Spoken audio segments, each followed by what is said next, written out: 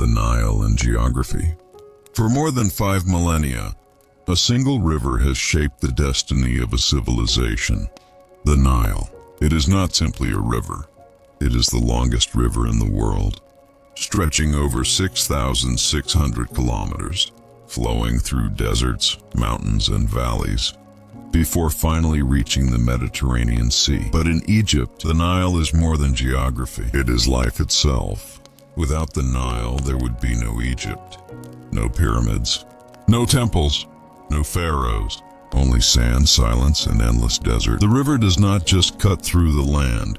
It creates the land. Every year in the ancient past, it would flood. The waters would rise in the summer, carrying with them dark, rich silt from the highlands of Ethiopia. And when the floodwaters retreated, they left behind a black soil, fertile and deep, so fertile that crops could grow in abundance, surrounded on both sides by dry, lifeless sand. It was this yearly miracle, the rhythm of flood and harvest, that allowed the Egyptians to thrive for thousands of years. The Greek historian Herodotus once wrote, "Egypt is the gift of the Nile," and he was right. The dual geography, black land and red land, the Egyptians themselves understood their world in two parts. There was the Kemet, the black land. This was the dark, rich soil along the riverbanks, where wheat and barley, onions and flax grew, where villages and farms stretched in narrow strips, hugging the river like a ribbon. And then, beyond it, was the Deshret, the red land, the burning desert, stretching endlessly to the east and west, hot, dry, and unforgiving. Here, only stone and sand lived. No crops, no water, just silence and death. The Nile was the boundary between life and death, between the fertile green and the barren red. This duality shaped Egyptian thought. They saw the world as a balance, between order and chaos, between life and death, between the river's gift and the desert's threat. Upper and Lower Egypt. Another way the Nile shaped the land was in its division. Upper Egypt, the long, narrow valley in the south, where the river runs between cliffs of stone. Lower Egypt, the wide delta in the north, where the river fans out into many channels before reaching the sea. This division was not just physical. It shaped politics, culture, and identity. For centuries, there were two Egypts, two lands, two crowns. And the story of Egyptian history begins when those two lands were united under one ruler. But that is for later. For now, remember, Upper Egypt in the south, Lower Egypt in the north. It seems upside down, but the Egyptians named them according to the flow of the river. The Nile flows north toward the sea, the Nile's rhythm. The ancient Egyptians lived by the Nile's calendar. They did not measure time by months alone, but by the river's moods. There were 3 great seasons. 1. Akhet, the inundation. From June to September, the Nile swelled and overflowed. The fields disappeared underwater. The people waited, watching the waters rise. For them, it was not a disaster. It was a blessing. 2. Peret, the growing season. From October to February, the waters receded. The land, now moist and black, was perfect for sowing seed. Farmers planted wheat and barley, beans and vegetables. 3. Shemu, the harvest. From March to May, the crops ripened. Families harvested, stored grain, and prepared for the cycle to begin again. This cycle was so regular, so dependable, that it became the heartbeat of Egyptian life. The Nile is highway. The river was not only a source of food, it was also the great highway of Egypt. Boats of all sizes moved along its waters. Reed boats for fishing, wooden cargo ships for trade, royal barges for pharaohs. The river was the easiest way to travel, for the land was narrow and the desert unforgiving.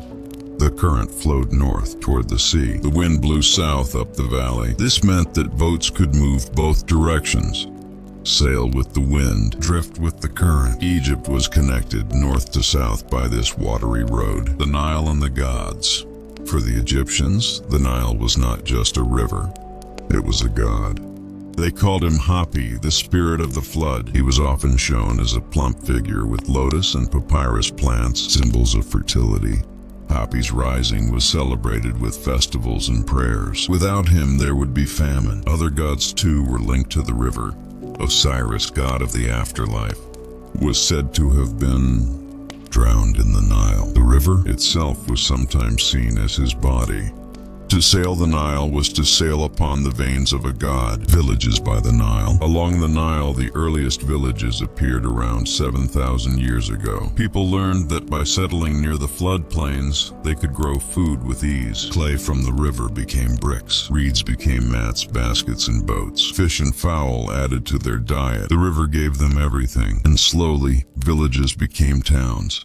Towns became kingdoms. And kingdoms eventually became Egypt, the river as border and bridge. The Nile was both a barrier and a connector. On the one hand, the desert on both sides protected Egypt from invasion. No army could easily cross such wastelands. This gave Egypt a stability that few other ancient lands enjoyed. But the Nile also connected Egypt to the wider world. To the south lay Nubia, rich in gold and cattle. To the east, through the desert, lay trade routes to the Red Sea. To the north, the river opened into the Mediterranean, linking Egypt with Greece and the wider world, a civilization shaped by water. So, when we think of ancient Egypt and of pyramids, temples, and mummies, we must begin here with the Nile. Every brick of every pyramid, every carving in every temple, every loaf of bread eaten by farmer or pharaoh, all of it was made possible by this river. It was the thread that tied together thousands of years of history. Egypt, wrote a poet of old, is the river, and the river is Egypt. And so, as we step into the long story of pharaohs and dynasties, of glory and decline, we must always remember, behind it all flows the Nile. 2. Pre-dynastic Egypt. Long before the pyramids rose against the desert sky, long before golden masks, mummies, and mighty kings, there was another Egypt, a quieter Egypt, a land of small villages, mud brick homes, and farmers who lived close to the earth. This was the pre-dynastic period, the time before pharaohs, before dynasties, before history was written in stone. It stretches from around 5000 BCE to about 3100 BCE, an age that feels almost lost in the mists of time. And yet, without these beginnings, there would be no ancient Egypt. The first settlements along the Nile. By 5000 BCE, people had already learned the Nile's rhythm. Small farming communities dotted its banks. The river's floods gave them rich soil, and they learned to plant wheat and barley. They raised cattle, sheep, and goats. They fished from the Nile, and they hunted wild game in the marshes. At first, these were simple communities. Mud huts with reed roofs, fields divided by irrigation ditches, families working together, storing grain in clay jars, baking bread in clay ovens. But slowly, these villages grew more organized. Trade increased, craftsmanship improved. People began to decorate their pottery, to carve symbols, to bury their dead with care. The seeds of civilization were sprouting, cultures of pre-dynastic Egypt. Archaeologists have given names to the cultures of this early time. Each represents a step closer to the Egypt we know. 1. The Badarian culture, around 4400, 4000 BCE, among the earliest farming communities.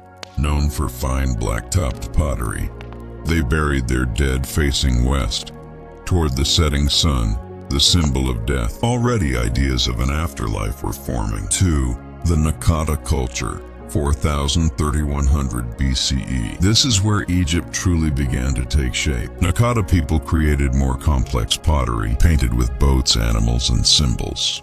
They crafted tools from copper, showing the first steps toward metalworking. They traded with Nubia, the Levant, and perhaps even Mesopotamia. By the late Naqada period, they were building towns, temples, and political centers. The Naqada culture is especially important, for it was during this time that kingship began to emerge. Local chiefs became rulers, villages became kingdoms, and rival kings began to dream of uniting all of Egypt. Symbols and beliefs, even before writing, the people of pre-dynastic Egypt were already expressing beliefs. On pottery we see boats, symbols of travel, but also of the journey to the afterlife. We see animals, powerful and sacred, lions, hippos, and crocodiles. We see human figures holding standards, perhaps the first signs of religious rituals. Burials became more elaborate. The dead were placed in shallow graves, wrapped in mats, with food, tools, and ornaments beside them. They believed the soul would need these in the next life. This is the beginning of the Egyptian obsession with eternity, the rise of small kingdoms. By 3500 BCE, Egypt was no longer just scattered villages. Larger chiefdoms had risen. Local rulers commanded loyalty, built fortifications, and organized labor. Archaeologists call these proto-kingdoms. They often clashed with each other, competing for land and power. Over time, two major regions emerged. In the south, around Naqada and Hierakonpolis, strong leaders ruled Upper Egypt.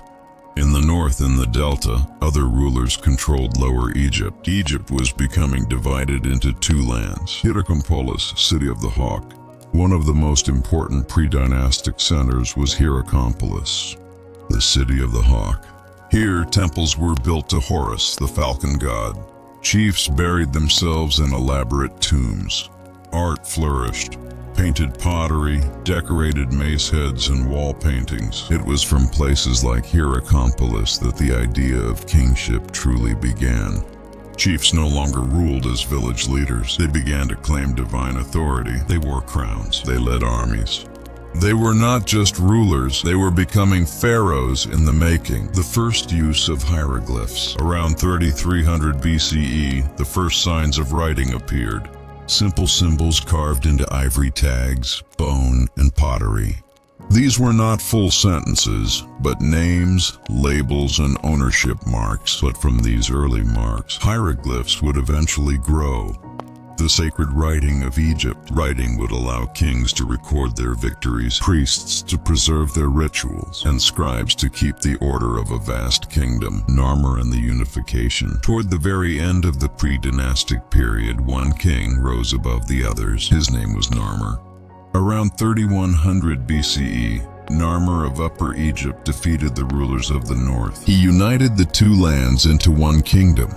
The beginning of dynastic Egypt. On the famous Narmer palette carved in stone, he is shown wearing both the white crown of Upper Egypt and the red crown of Lower Egypt. Two crowns, one king. Egypt was now one land under one ruler.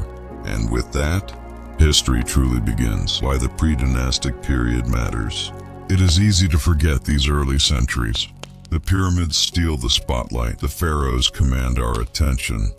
But everything Egypt began here. Farming along the Nile, pottery and craftsmanship, beliefs in death and afterlife, the first symbols of gods, the rise of kingship, the unification of the two lands. Without the pre-dynastic age, there would be no dynasties, no pharaohs, no Egypt as we know it. And so, as we drift through this early time, imagine the quiet villages by the Nile. Smoke rising from clay ovens, farmers tending their fields, fishermen casting their nets, chiefs ruling from their reed palaces, a land waiting to be united, a people waiting for their pharaoh. Soon, they will build monuments that will last for eternity. But for now, Egypt is just awakening. 3. Narmer and unification. For centuries, the Nile had seen many rulers, chiefs in the north, kings in the south. Rival standards raised above villages and towns. Egypt was a land divided. Upper Egypt in the south, long and narrow, and Lower Egypt in the north, wide and marshy. But in time, one king would rise above the rest. A king who would bind the two lands together. A king remembered as Narmer, or in later tradition, as Menes. This unification was not a single event. Not one battle, but a process. Generations of rulers had fought for dominance, but Narmer's victory marked the end of division. With him begins the story of the pharaohs, the long line of divine kings who would rule for more than 3,000 years. The two lands divided Egypt. Before Narmer, Egypt was split between Upper Egypt, the narrow valley where the Nile runs between cliffs of stone, and Lower Egypt, the wide delta that opens to the Mediterranean. Each had its own crown. The white crown, Hedjet of Upper Egypt, tall, conical, simple in shape. The red crown, Deshret of Lower Egypt, flat, with a curling spiral in front. These crowns were not just symbols. They represented entire lands, peoples, and traditions. For centuries, kings of the south and kings of the north wore them separately. But soon, one man would wear both. Narmer, the first pharaoh. Who was Narmer? Archaeologists know him from a few powerful objects found buried in ancient temples and tombs.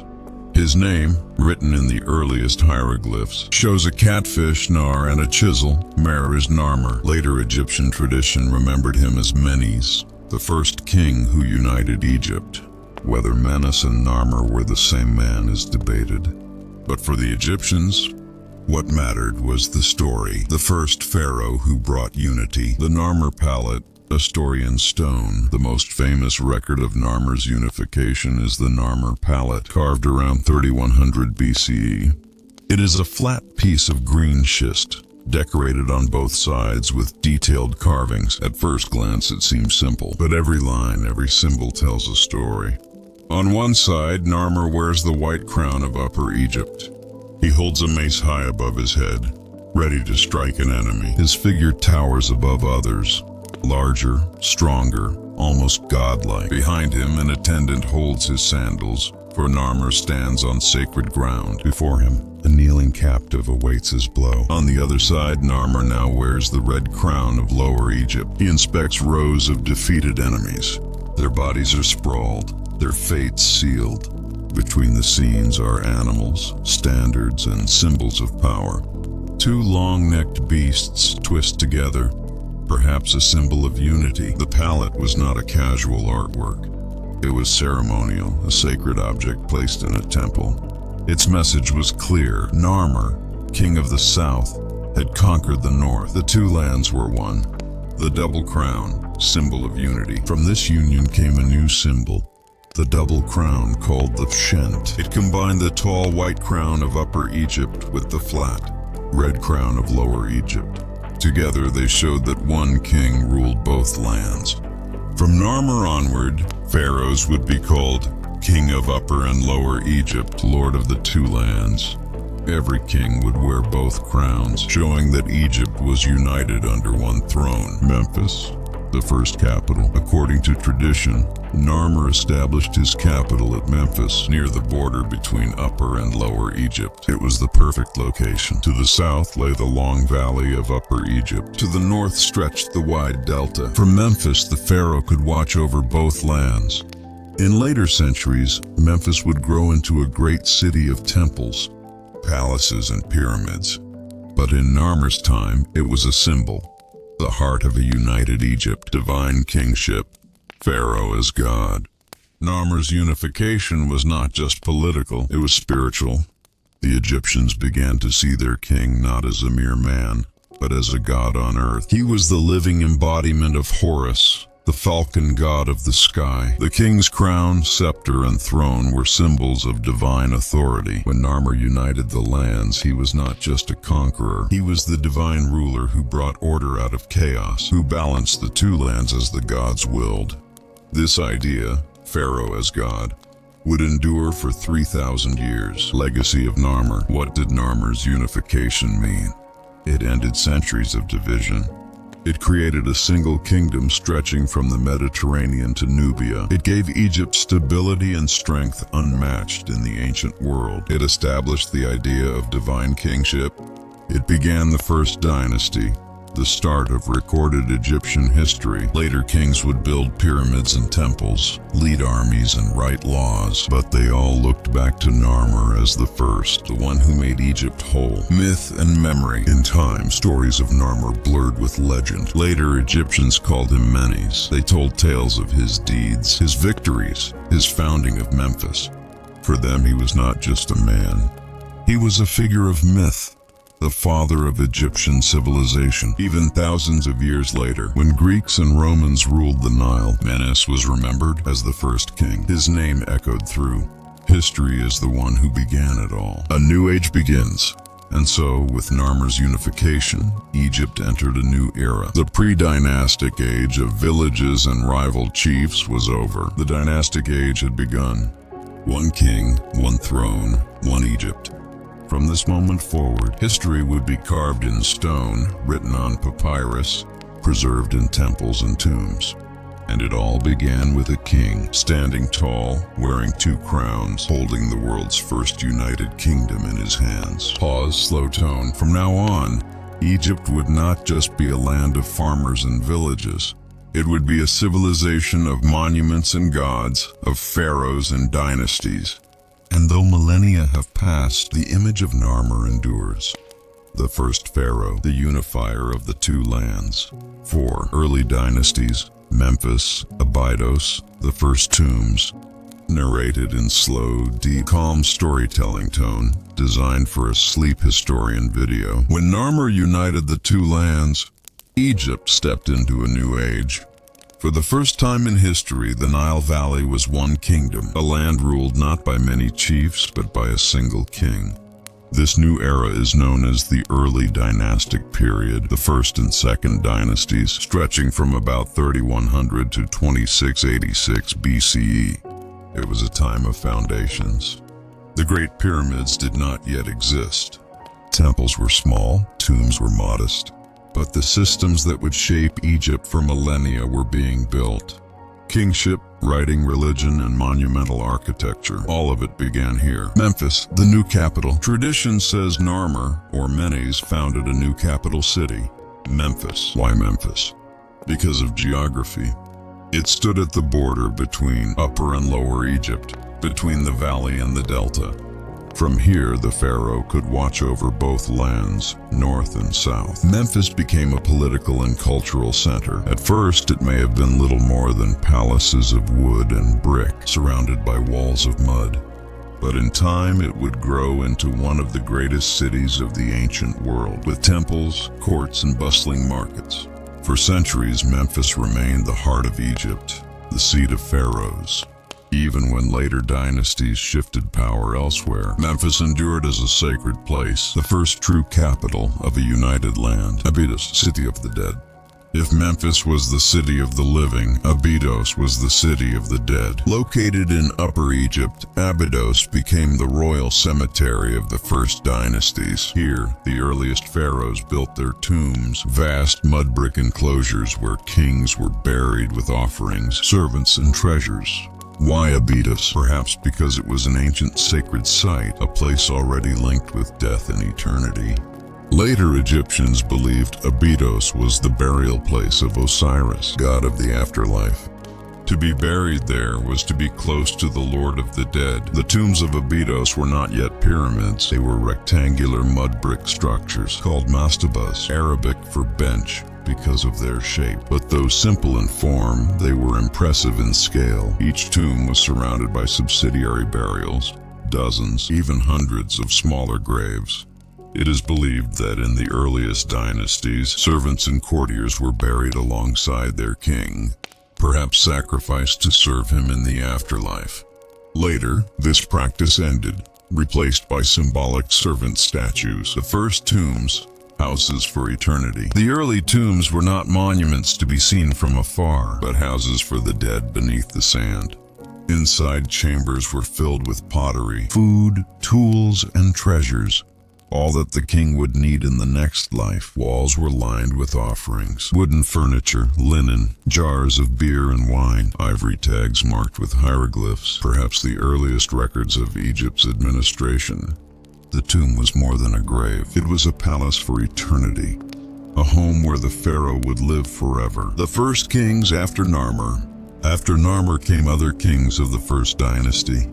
Their names are faint echoes preserved on fragments of stone, ivory, and bone, but together they shaped the foundation of Egypt. Horaha, possibly Narmer's son, remembered in legend as a great warrior and builder.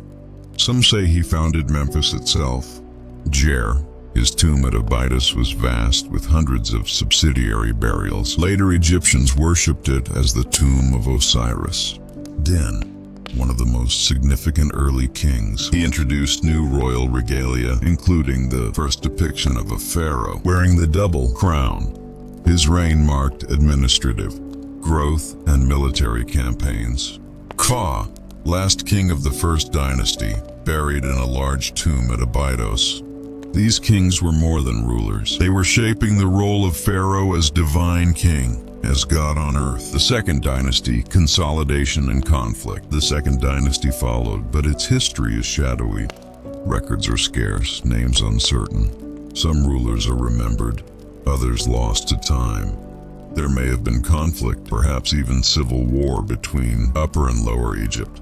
Some kings seemed to favor one region over the other, but eventually unity held. Egypt remained one kingdom. By the end of the Second Dynasty, the foundations of Egyptian kingship were strong.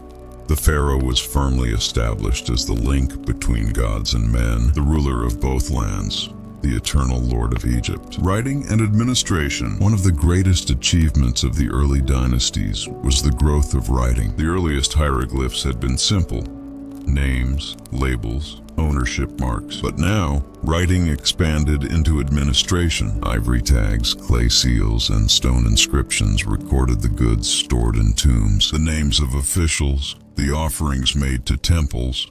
Writing gave Egypt memory. It allowed the state to organize, to tax, to record history.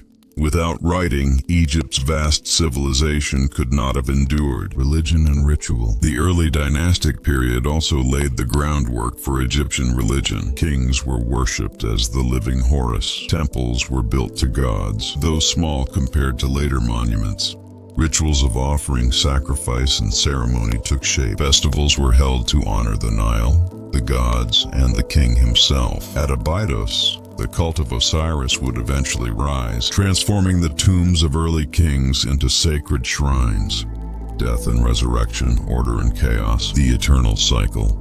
All of these ideas began to grow in this early time. The path to the pyramids. Though no pyramids yet rose on the horizon, the idea of monumental tombs had begun. The mastabas of Abydos and Saqqara were precursors to the pyramids. Each dynasty built larger, more complex tombs with more chambers, more offerings, more grandeur. By the time of the Third Dynasty, kings would take the next step, building in stone, reaching for eternity with monuments that still stand today. But the first spark began here, in the mud brick tombs of Abydos, legacy of the early dynasties. The early dynastic period is often overlooked. Its kings are not as famous as Ramses or Tutankhamun, its tombs not as grand as the pyramids. But here the foundations were laid: the capital at Memphis, the sacred cemetery at Abydos, the system of writing and administration, the belief in Pharaoh as God, the first great tombs. Without these beginnings, there could be no Egypt. Slow pause, whispering tone. So as we drift through time, imagine the banks of the Nile 3,000 years before Christ. Kings walking through their palaces of wood and brick. Priests offering bread and beer to the gods. Tombs rising in the desert, filled with treasures for eternity. Egypt is young. Its monuments are humble. Its kings still close to myth. But already the seeds of greatness have been planted. Soon, they will grow into pyramids that touch the sky. Djoser and the Step Pyramid. After the kings of the First and Second Dynasties, Egypt stood at the threshold of something new. For centuries, pharaohs had been buried in mastabas of mud brick. At Abydos and Saqqara, they were grand but fragile, modest when compared to what would come. And then came a king who changed everything. His name was Djoser, the first great ruler of Egypt's Third Dynasty, around 2670 BCE. The pharaoh Djoser. Djoser was more than just a king. In Egyptian belief, he was divine, the living Horus, chosen by the gods to rule the two lands. We know little of his daily life. His images carved in stone show a calm, serious figure, wearing the traditional royal robe, sometimes shown in the Hebsed festival pose, a ritual of renewal meant to show the king's eternal strength. Djoser ruled from Memphis, the great capital on the edge of the delta. His reign may have lasted nearly 3 decades, and in those years, he left behind one of the most extraordinary monuments of all time. Saqqara, City of the Dead. Just outside Memphis lies a plateau of desert cliffs. This place was known as Saqqara. For centuries it had been a cemetery. Nobles and officials had built their mastabas here. The desert kept their tombs dry, preserved forever beneath the sands. But under Djoser, Saqqara became something greater. His tomb would not be a simple mastaba. It would be unlike anything Egypt, or the world, had ever seen. Imhotep, the genius architect. The man behind this vision was Imhotep, priest, architect, physician, advisor. Imhotep was a man of many talents, a genius of the ancient world. Later Egyptians worshipped him as a god of wisdom and healing. Imhotep's idea was radical. Instead of mud brick, he would build in stone. Instead of one mastaba, he would build 6, stacked one atop the other, rising step by step toward the sky. This was the birth of the Step Pyramid. The Step Pyramid, first of its kind. At Saqqara, Imhotep and his workers began their task. They quarried great blocks of limestone, each one carefully cut and placed. Never before had stone been used on such a massive scale. At first, the plan may have been for a single mastaba of stone, but then Imhotep expanded it. The mastaba grew taller. Another layer was added, and another, until at last 6 steps rose high above the desert. A pyramid, though not smooth-sided but tiered like a giant staircase. The pyramid stood nearly 200 feet high, the tallest structure of its age. It was not just a tomb. It was a symbol, a stairway to heaven, a monument proclaiming that Pharaoh was not only king of Egypt, but eternal, rising to join the gods. The complex of Saqqara. The Step Pyramid was not alone. Around it stretched a vast funerary complex, the first of its kind. A massive stone wall with gateways and courtyards, temples for rituals, chapels for offerings, a great hall of columns, imitating palm trees and reed bundles, all carved in stone. This was Egypt's first attempt at monumental architecture, not just in size but in design. Every structure was symbolic. Every court had a purpose. Here, priests would perform rituals for the dead king, keeping his spirit alive for eternity. The most remarkable part was the Hebsed court. In life, pharaohs celebrated the Hebsed festival after 30 years of rule, renewing their strength. In death, Djoser would celebrate forever. The court at Saqqara, with its dummy chapels, was a stage for the eternal festival of kingship. Underground chambers, the labyrinth below. Beneath the Step Pyramid lay a hidden world, a labyrinth of tunnels and chambers stretching for miles under the desert. Here were placed thousands of stone vessels, some dating back to earlier kings, perhaps meant to connect Djoser with the past. The burial chamber itself was deep underground, lined with granite. The king's sarcophagus was placed here, though his mummy has never been found. To enter these passages was to descend into a silent, eternal city of stone, where offerings were stored and the king's K, his spirit, would live forever. The Step Pyramid as a symbol. The Step Pyramid was more than a tomb. It was an idea made visible. Each step represented a stairway to heaven, a path for the king's soul to rise and join the sun god Ra. It was Egypt's first pyramid, the ancestor of all those that followed at Giza and beyond. For the people of Egypt, it must have been awe-inspiring. Imagine the sight. A mountain of stone rising above the flat desert, gleaming white in the sunlight. Visible for miles across the Nile Valley. This was power. This was eternity. This was Pharaoh. Legacy of Djoser and Imhotep. Djoser's Step Pyramid changed history. It proved that Egypt could build in stone, on a scale never seen before. It inspired generations of kings to outdo each other, to build greater, taller, smoother pyramids. Without Djoser and Imhotep, there would be no Great Pyramid of Giza. Imhotep himself became legendary. Centuries later, Egyptians remembered him as a sage, a healer, even a magician. In the Greco-Roman world, he was worshipped as a god of medicine, identified with Asclepius and Djoser. His name lived on as the first king to reach for the sky. Narrator lowers voice, soothing tone.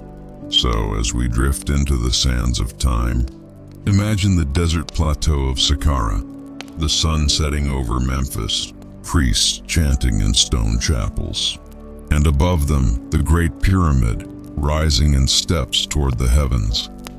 It was the first of its kind, a stairway for a king, a promise of eternity carved in stone. Imhotep the architect. Narrator's tone, calm, slow, almost like a whispering bedtime story.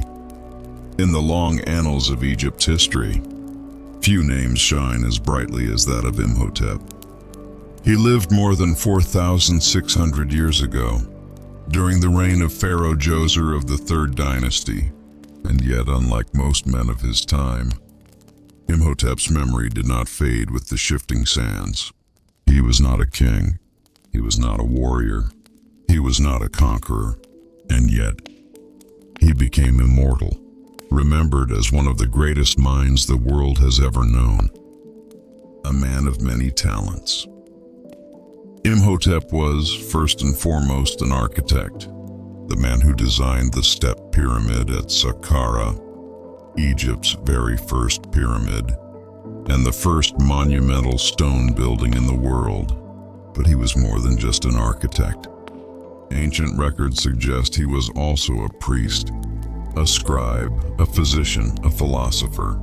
In a culture where knowledge itself was sacred, Imhotep embodied wisdom in every form. Some say he was the high priest of Heliopolis, city of the sun god Ra. Others say he was a healer, so skilled that centuries later, Greeks and Romans worshipped him as a god of medicine. To his contemporaries, he was the right hand of the pharaoh, the vizier who guided Egypt's destiny. Imhotep the builder. Imhotep's most enduring legacy lies in stone. When Djoser commanded the construction of his tomb at Saqqara, it was Imhotep who conceived something the world had never seen before. Instead of mud brick mastabas, fragile and impermanent, Imhotep imagined a structure of cut limestone, built to endure for eternity, instead of a single flat tomb. He imagined stacking mastabas, each smaller than the last, until a staircase of 6 giant steps rose toward the heavens. This vision became the Step Pyramid, the first true pyramid, the ancestor of all the marvels that followed at Giza and beyond. It was not only an engineering triumph, but a spiritual one. The pyramid symbolized the king's divine journey, a stairway for Djoser's soul to ascend and join the gods. Through Imhotep's design, the Egyptians had discovered a new way to express eternity, in stone, in symmetry and sheer scale, the physician and sage. But Imhotep's genius did not stop at architecture. Later traditions credit him with great skill in medicine. The Edwin Smith Papyrus, an ancient medical text, is sometimes linked to him. It describes treatments for wounds, fractures, and even surgical techniques. Unlike magical spells, these were rational observations, diagnoses, and remedies based on careful study. To the Egyptians, health and life were sacred.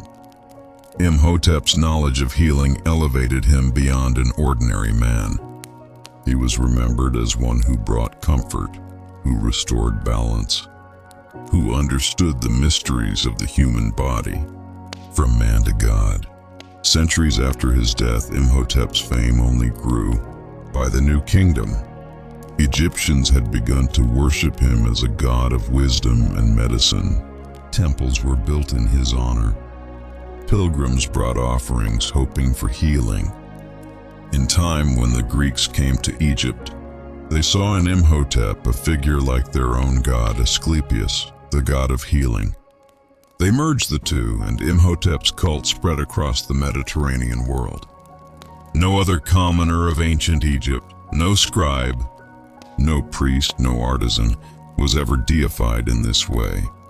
Imhotep stood alone, a man raised to divine status.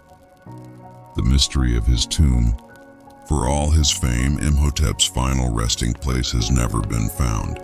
Archaeologists have searched the sands of Saqqara, hoping to discover the tomb of the great architect. But so far it remains hidden, lost to time. Perhaps it lies beneath the desert still, waiting for discovery. Or perhaps it was erased, as so many memories were, by the long march of history. Yet even without his tomb, Imhotep has achieved what every ancient Egyptian desired: eternal life through remembrance. Legacy? Imhotep was remembered as the first great architect, the first great physician, a sage, a scribe, a priest, a man who rose from humble birth to stand beside a king, a mortal who became a god. His step pyramid still rises from the sands of Saqqara, a silent testament to his genius. Every smooth-sided pyramid that came after owes its existence to his vision. Every temple, every monument, every obelisk that followed, all trace their origins to his imagination. And so, as night deepens, we remember Imhotep, the man who taught stone to reach for the sky, the man who healed, who wrote, who dreamed. A man long gone, yet never forgotten. Close your eyes and picture him, standing in the desert sun, gazing upon the first pyramid, its steps gleaming white in the light of Ra. A mortal man who built eternity. 3 Sneferu and experimental pyramids.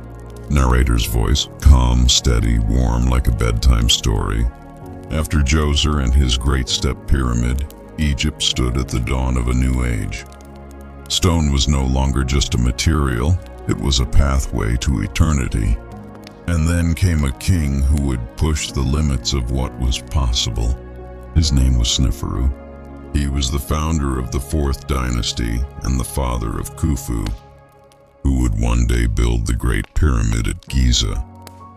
But before Khufu, there was Sneferu.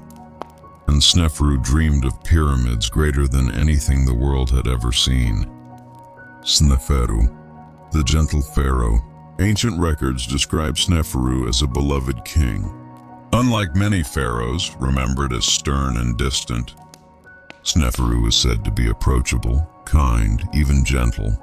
His reign was one of stability and prosperity.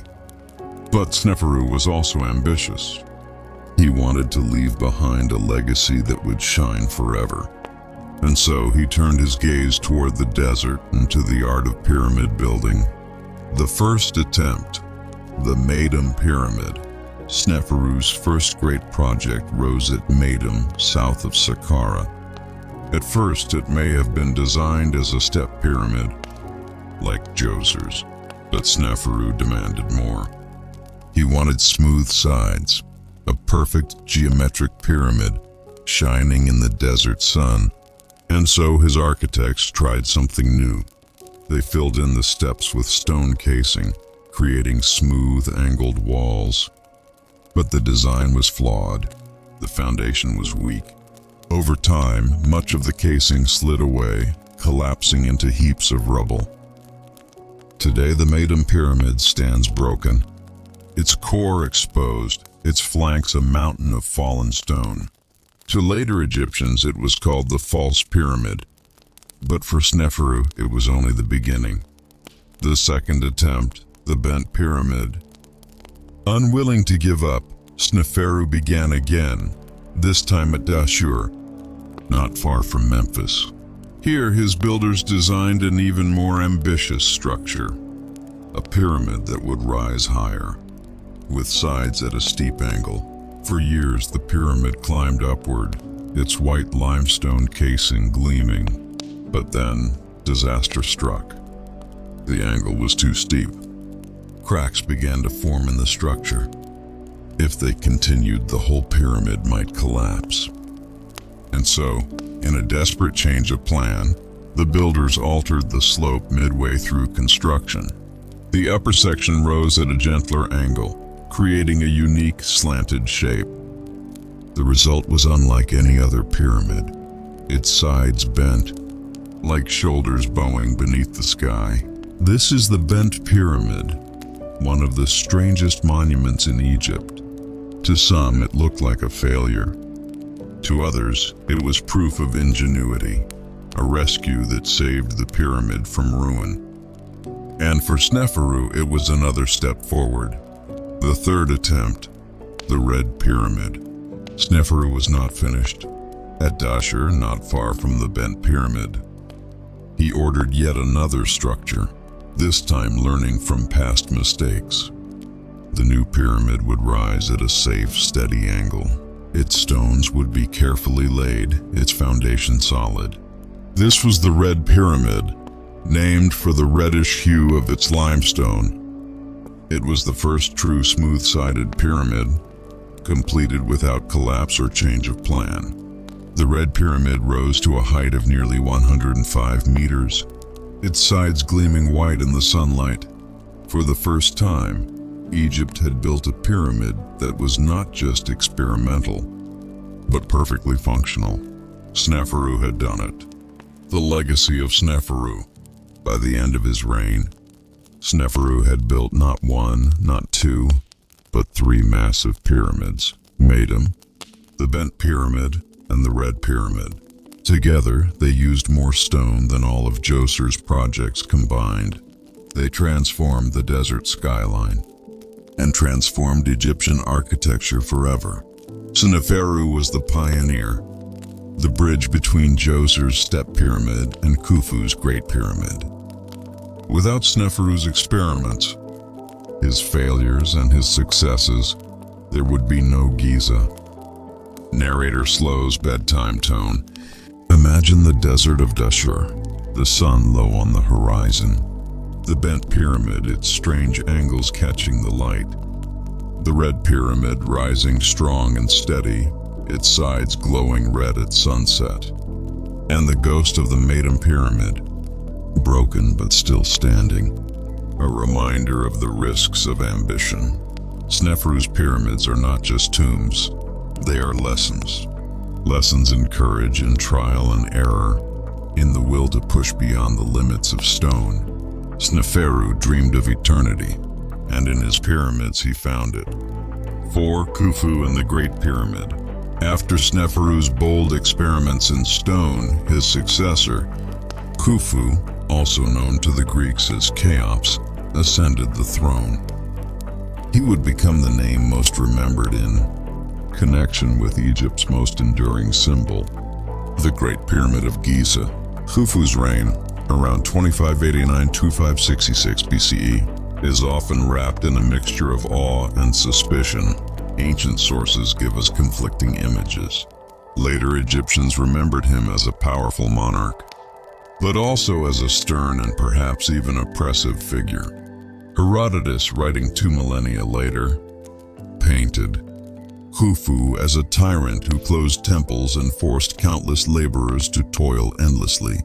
Yet, modern archaeology suggests a more nuanced story, one of immense organization, innovation, and the collective effort of a society dedicated to monumental building. The pyramid itself, rising originally to about 146 meters, 481 feet, was the tallest man-made structure in the world for nearly 4,000 years. Built of roughly 2.3 million blocks of limestone and granite, some weighing as much as 80 tons, it was an achievement that still puzzles and fascinates us today. Imagine, in the golden sunlight of the Nile Valley, the sight of tens of thousands of workers, not slaves, as once thought, but skilled laborers, seasonal farmers, craftsmen, and engineers cutting, dragging, and placing stones with astonishing precision. Archaeological finds near Giza reveal workers' villages, bakeries, breweries, and medical facilities. These were people who lived, worked, and died under the shadow of the pyramid they were building. At the pyramid's heart lies the so-called King's Chamber, constructed of massive granite beams brought from Aswan, hundreds of kilometers upriver.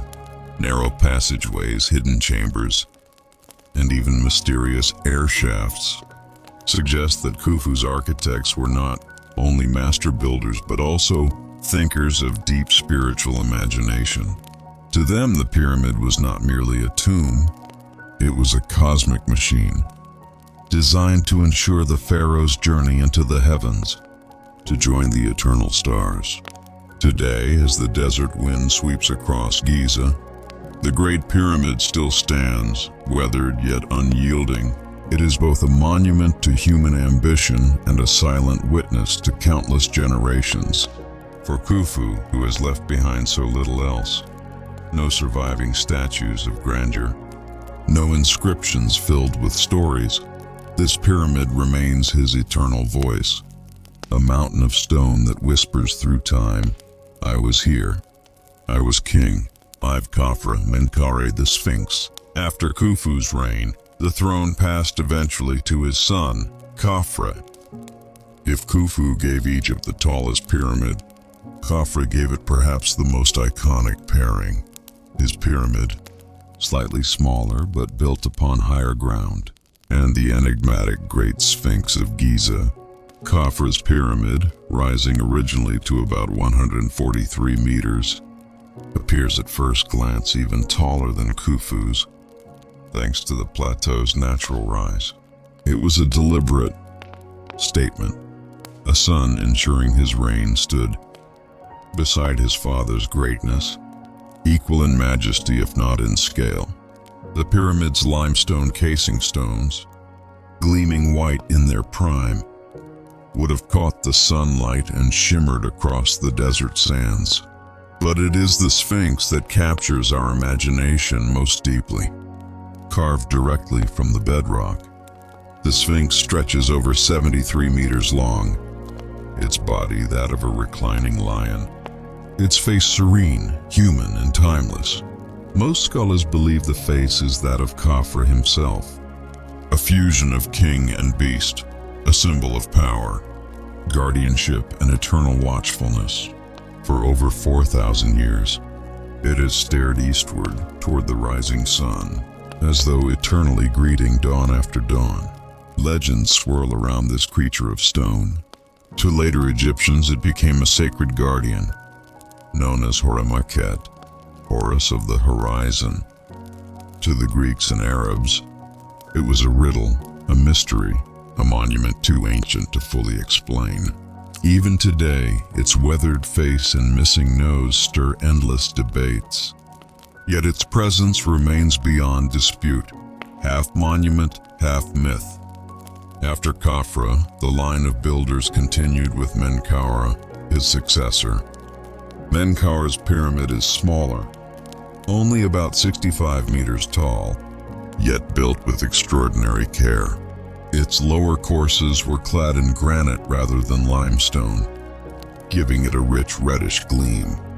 Some historians see in this a change of mood. Perhaps resources had shifted, or perhaps Menkaure himself wished for refinement rather than sheer scale. Greek historian Herodotus tells a curious story. Unlike his predecessors, Menkaure was remembered as a just and benevolent ruler, loved by his people, where Khufu and Khafra were remembered with shadows of harshness. Menkaure was seen as merciful, a pharaoh who ruled with compassion. Whether truth or legend, his smaller pyramid seems almost symbolic, not less in glory, but different in spirit. So there they stand still. The three great pyramids of Giza, Khufu's vast and imposing, Khafra's proud and guarded by the Sphinx, and Menkaure's elegant and modest. Together they form one of the most famous skylines on Earth, a place where desert, stone, and sky meet in silence. When we look at them today, we are not just seeing monuments. We are looking at the dreams of kings who wished to live forever, their ambitions carved into stone, their names written into the very horizon of history. 6. Pharaoh as divine god king. To truly understand ancient Egypt, we must pause and look closely at the figure who stood at its center, the pharaoh. For the Egyptians, the pharaoh was not simply a king in the way we might imagine today. He was far more than a political ruler. He was, in their eyes, a living god, the bridge between the mortal world and the eternal divine. From the earliest dynasties onward, the pharaoh carried titles that reflected this sacred role. He was called the son of Ra, the child of the sun god, whose duty was to uphold Ma'at, the eternal balance of order, justice, and harmony that kept the universe itself from falling into chaos. When he appeared before his people, wearing the double crown of Upper and Lower Egypt, or the false beard of divinity, it was not just ceremony. It was a declaration. Here stood the embodiment of the gods on earth. His word was not only law, it was divine truth. The Egyptians believed that if the pharaoh was strong, just and faithful to the gods, then the Nile would flood on time. The crops would grow, and the people would prosper. If he failed, the land might wither, famine might spread, and the gods might turn their faces away. His health and strength were seen as mirrors of Egypt's health itself. Even in death, the pharaoh did not cease to reign. He ascended into the heavens, becoming one with Osiris, the god of the afterlife, while his successor carried forward the living link as Horus, the falcon god. In this eternal cycle, pharaohs became both ancestors and deities, guardians of the people from beyond the grave. This belief gave birth to Egypt's most enduring monuments: the pyramids, the temples, the colossal statues. These were not merely expressions of wealth or power. They were acts of devotion, attempts to make divine kingship eternal in stone. When a pharaoh ordered a pyramid, he was not building a tomb alone. He was building a ladder to the heavens, a temple for his soul, and a monument that declared to the world, "I am more than a man, I am divine." And so, when the people of Egypt bowed before their king, they were not simply subjects showing loyalty. They were believers offering reverence to a God who walked among them, who bore the weight of the cosmos upon his shoulders. 7. Daily life of workers, farmers, priests. While pharaohs raised monuments and kings carved their names into eternity, the heartbeat of Egypt came from the everyday lives of its people. Most Egyptians were farmers, living in small mud brick homes along the banks of the Nile. Their lives were shaped by the rhythm of the river. Each year when the Nile flooded, the fields drank deeply of its rich black silt. When the waters receded, farmers planted barley, wheat, flax, and vegetables in the fertile soil. Life was simple, but not without hardship. Men plowed with wooden tools, guided oxen, and prayed for good harvests.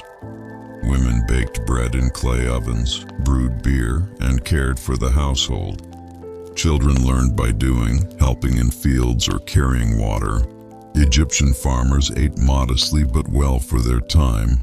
Flatbread, onions, fish from the river, and beer, which was thick and nourishing, almost like liquid bread. It was the food of both worker and noble alike. Above the farmers were the workers and craftsmen. These were the builders of Egypt's greatness: quarrymen cutting limestone, masons shaping blocks, laborers hauling stones across the desert sands. Life for them was grueling, long hours under the burning sun. Yet recent discoveries show they were not slaves, as was once thought. They were organized, fed, and housed in workers' villages near the great projects, often with bread, beer, and even medical care. Archaeological remains show carefully set bones, healed wounds, signs that the state valued their labor and tried to keep them healthy. Then there were the priests, who lived lives steeped in ritual. Every day at dawn, priests entered the great temples. They bathed, purified themselves, and clothed statues of the gods, bringing offerings of bread, fruit, and incense. To the Egyptians, the gods lived within those statues, and the priests were their caretakers. They were scholars too, keeping calendars, recording harvests, and preserving the sacred texts. Priests carried immense influence, for in their hands lay the rituals that kept the gods appeased, the Nile fertile, and the heavens in balance. Daily life was not only labor and ritual, there was joy too. Music and dance filled festivals. Children played with toys of wood and clay. Families gathered in courtyards, sharing stories by lamplight. The people painted their tomb walls not with sorrow, but with scenes of fishing, farming, feasting, glimpses of a life they hoped to continue in the afterworld. In truth, while pharaohs and kings dreamed of eternity, it was these men and women, the farmers with their fields, the workers with their tools, the priests with their rituals, who carried Egypt forward. Generation after generation, their days were ordinary, but together they built a civilization that would outlast them all. First intermediate period, chaos, famine, collapse. The first intermediate period, chaos, famine, and collapse. After centuries of greatness, when pyramids touched the skies and pharaohs were seen as living gods, Egypt entered a time of shadows.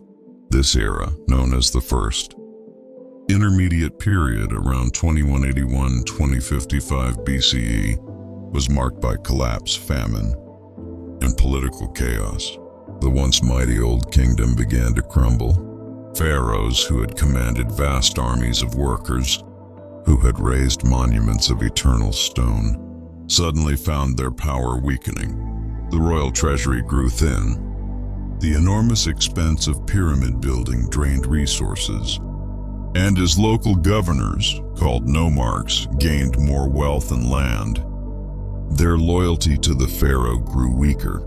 Egypt was no longer one kingdom under a single divine ruler.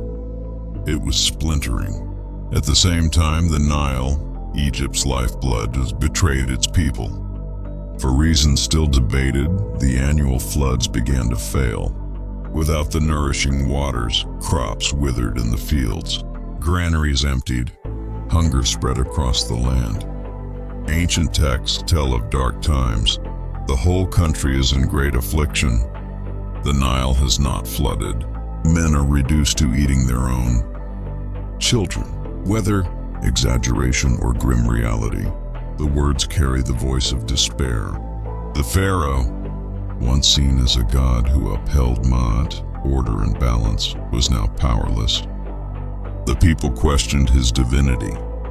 If the king could not summon the floods, if he could not protect Egypt from famine, was he truly chosen by the gods? Faith in the throne faltered, and so Egypt fractured. In the north, rulers at Heracleopolis claimed kingship. In the south, Thebes rose as a rival power. Between them stretched a land in turmoil, where warlords, local chieftains, and petty kings fought for dominance. Tombs from this time paint a stark contrast to the wealth of the old kingdom.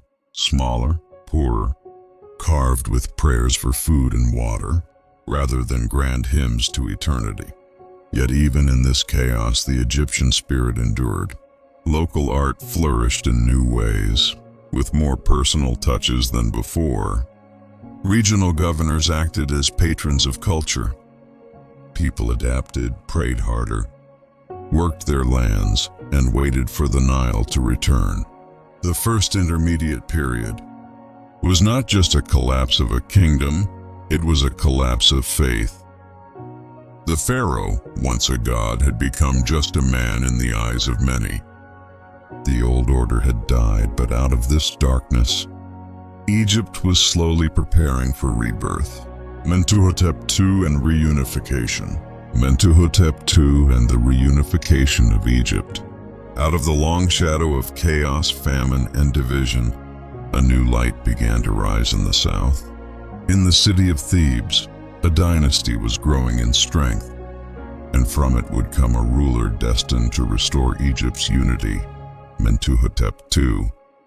Mentuhotep inherited a land divided, the north under the kings of Heracleopolis, the south under Thebes.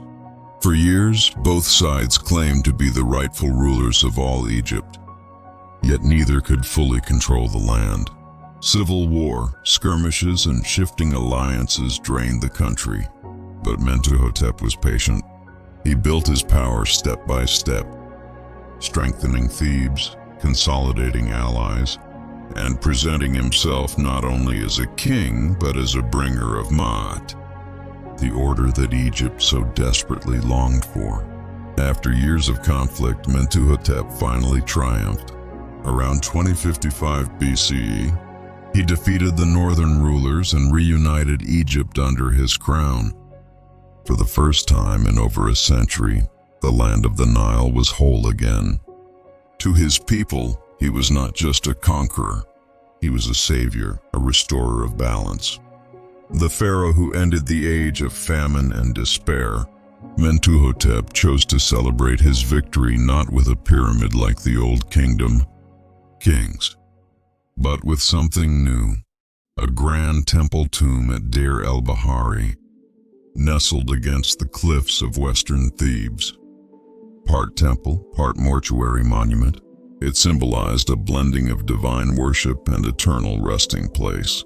A model that later pharaohs, including the great Hatshepsut, would imitate centuries later. Its terraces and colonnades stood as a statement. A new era had begun.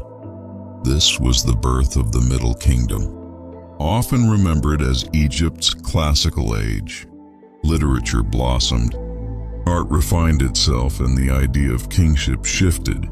Pharaohs were still divine, but they were also seen as shepherds of their people, protectors, caretakers, guardians of a fragile balance. Mentuhotep II had given Egypt more than reunification. He had given it hope again, proving that even after collapse the Nile could flow, and the kingdom could rise from its own ashes. 3. Advances in literature, administration, irrigation.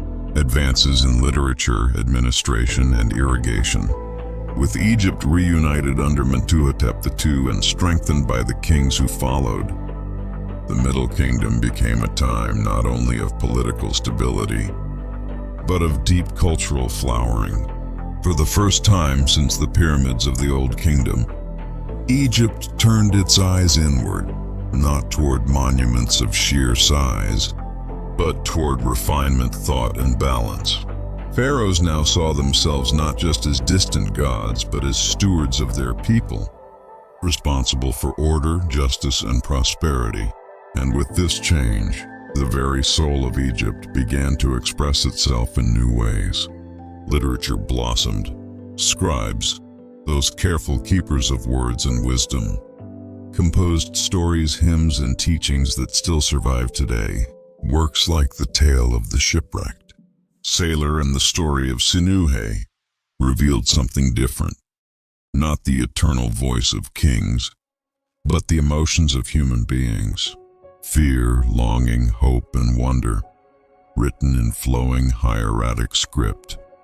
Instructional texts called Sabait gave moral lessons, urging honesty, humility, and loyalty. Egypt, for the first time, spoke in a more personal human voice, and that voice carried through the centuries. Alongside literature came advances in administration. The Middle Kingdom pharaohs built a tighter, more centralized state. The lessons of the Old Kingdom's collapse were not forgotten. Pharaohs now appointed loyal officials to oversee the provinces, ensuring ensuring that nomarchs could not become too powerful. A network of scribes and record keepers tracked harvests, taxes, and labor. Egypt became organized, efficient, and carefully managed, its bureaucracy almost as enduring as its temples. And then there was irrigation, the lifeblood of Egypt's survival. Pharaohs and their engineers deepened canals, expanded basins, and controlled the flow of the Nile with greater precision than ever before. Fields grew more fertile, crops more abundant. The people knew that their pharaoh was not simply building for the gods, but for them, ensuring that the land would feed its children.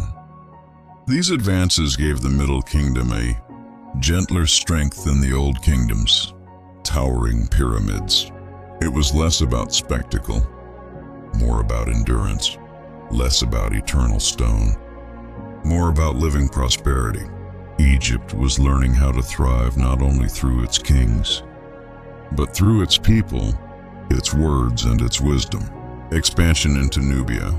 As Egypt grew stronger in the Middle Kingdom, its eyes turned southward, toward Nubia, a land of rocky deserts, narrow valleys, and the second stretch of the Nile. For centuries, Nubia had been both neighbor and rival. It was a land rich in gold, ebony, ivory, incense, and exotic animals, treasures the Egyptians desired. But Nubia also controlled key trade routes deeper into Africa, making it vital to Egypt's wealth and security. Among the kings of the Middle Kingdom, none pushed Egypt's presence in Nubia further than Senusret III, a warrior pharaoh remembered for his stern, almost grim statues, where his face seems carved with worry lines, reflecting the weight of kingship. Senusret saw Nubia not just as a trading partner, but as a frontier that needed to be controlled. He launched military campaigns deep into Nubian territory, defeating local chiefs and building a string of fortresses along the Nile. These fortresses, at places like Buhan, Semna, and Urinarti, were marvels of military engineering. Massive mud brick walls, towers, garrisons, and supply depots stood as Egypt's southern shield, guarding trade routes and watching the Nile's flow like vigilant eyes. The inscriptions left behind show the pride Egypt took in these campaigns. At Semna, one decree boasts of Egypt's border control. Warning: no Nubian shall pass by water or land, except to trade with us. It was a bold statement. Egypt was not only conquering, but regulating, shaping the flow of people and goods.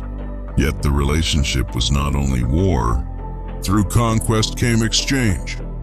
Nubians served as mercenaries in Egyptian armies, bringing their skill with the bow.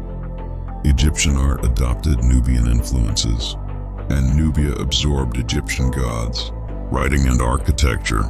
It was a relationship of tension and blending, of walls and bridges at once. In the glow of Egypt's Middle Kingdom, Nubia became both protectorate and partner. The gold from Nubian mines filled Egyptian temples. The soldiers strengthened Egyptian armies, and the exotic goods enriched Egyptian life. Without Nubia, the Middle Kingdom's prosperity would not have shone as brightly. And so, south of the cataracts, where the Nile carved its way through granite cliffs, Egypt left its mark, not with pyramids, but with fortresses, trade, and the mingling of two ancient worlds.